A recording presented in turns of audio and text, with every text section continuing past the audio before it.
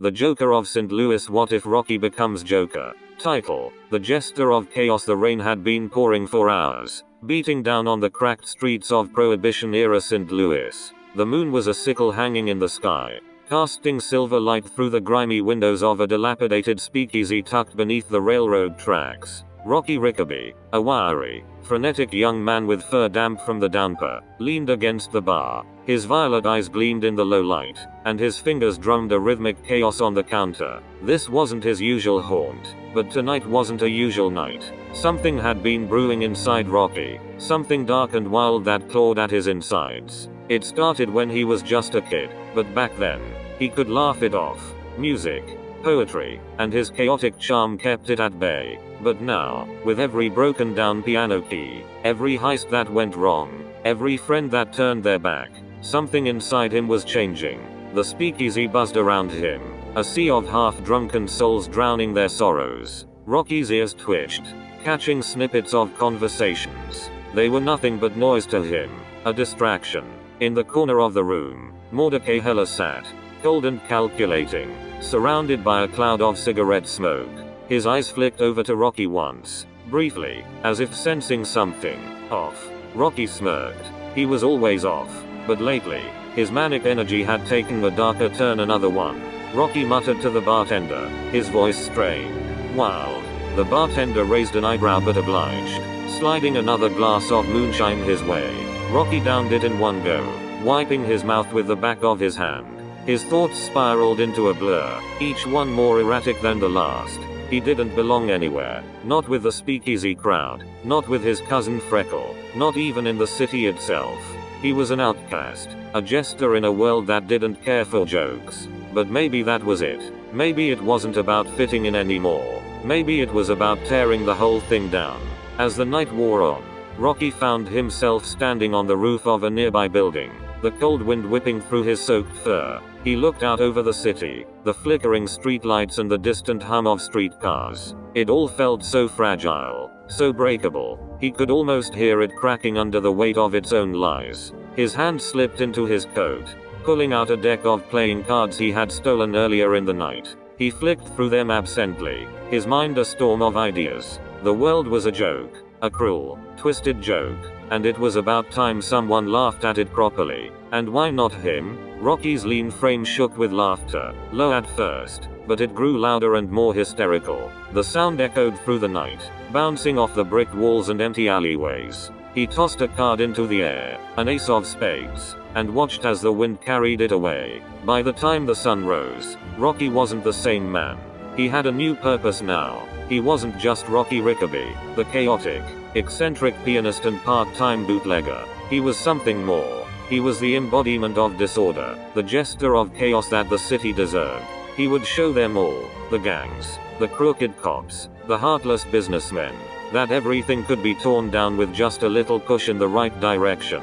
And when it all came crumbling down, he'd be there, laughing the loudest. Rocky pulled his coat tight around his shoulders, the wind biting at his face, and descended back into the streets. His violet eyes burned with a new intensity, a new madness. He was ready to become the Joker to St. Louis' own dark comedy. In the weeks that followed, whispers began circulating about a strange figure who seemed to be at the heart of the city's escalating chaos. Robberies, fires, and brawls broke out with increasing frequency, each one more bizarre than the last. And every time, there was a calling card left behind. A single playing card, always the Joker, with a message scrawled in looping, manic handwriting. It wasn't long before Rocky's antics caught the attention of those who ran the underground, like Atlas May and his crew. But this wasn't the same Rocky they once knew. His charm had twisted into something dangerous, unpredictable. He could still flash that disarming smile, still crack a joke at the worst possible time, but now there was something darker behind his eyes. Freckle, Rocky's cousin, tried to reason with him one night after a particularly destructive heist. They stood in an abandoned warehouse, surrounded by the wreckage of what had once been a rival gang's headquarters. Rocky, what the hell are you doing? Freckle's voice was strained, his tail flicking nervously. This isn't you. Rocky just grinned, his eyes gleaming. Oh, it's me. All right. It's just the me that everyone's been ignoring. He stepped closer, leaning in, his voice dropping to a conspiratorial whisper. "I've figured it out, Freckle. The whole world is a mess, and nobody's willing to admit it. So I'm just helping things along." Freckle recoiled slightly, his stomach churning at the sight of his cousin's unsettling transformation. "You're gonna get yourself killed." Rocky's laughter filled the room, sharp and unsettling. "Maybe, but at least I'll go out with a bang, and with that." Rocky walked off into the night, leaving Freckle standing alone in the dim light of the warehouse, unsure whether to chase after him or let him go. Because in this city, in this world, maybe Rocky was right. Maybe chaos was the only thing that made sense anymore. Rocky Rickaby had always been a jester, but now, he was something far more dangerous. He was the Joker of St. Louis, the embodiment of madness and anarchy, and the city would never be the same. And maybe, just maybe, that was exactly what it needed. This version of Rocky taps into his manic energy and chaotic nature, blending it with the archetype of the Joker in a lackadaisy universe. The focus is on his gradual descent into a darker, more dangerous figure, while keeping the narrative character-driven and emotionally charged. By Pixel 64.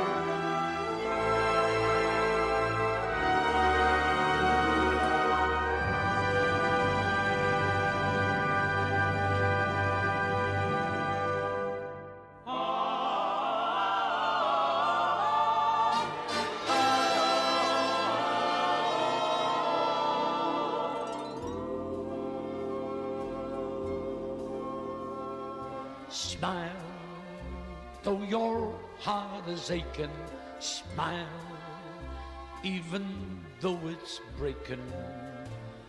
When there are clouds in the sky, you'll get by if you smile.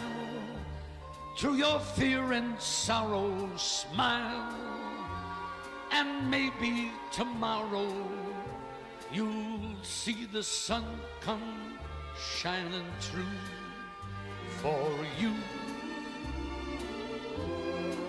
Light up your face with gladness, hide every trace of sadness. Although a tear may be ever so near, that's the time you must keep I'm trying. Smile, what's the use of crying?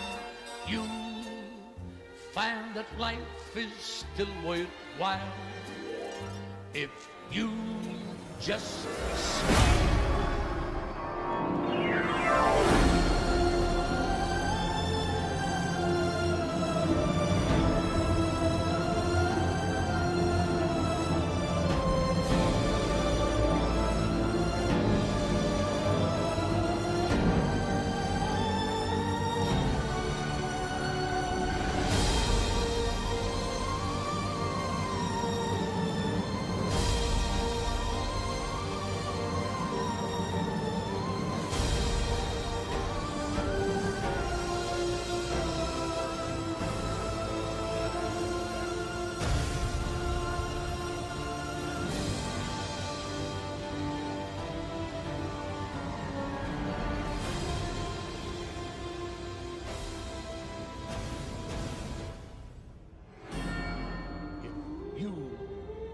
Just